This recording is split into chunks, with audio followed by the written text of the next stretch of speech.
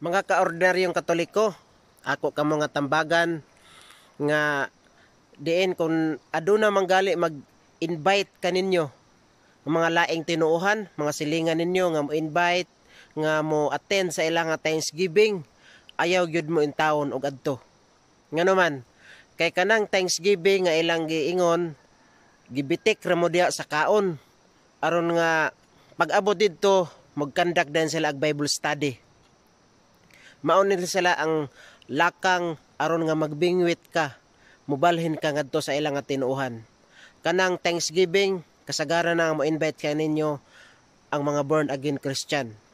Ug naapod mga diskarte, technique sa Seventh Day Adventist aron nga bitik ug makabingwit, makatukob sila sa ilaha nga mga membro nga gikan sa Katoliko aron mobalhin sa ilaha, mo invite sila kaninyo og medical mission.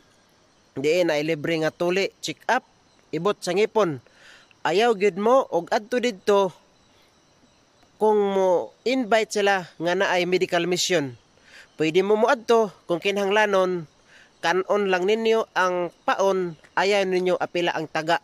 Kay kahuman sa medical mission, naa na sila ipahigayon nga Bible study. Ayaw gyud mo og adto, kana maong akong bulawanon nga pahinumdum.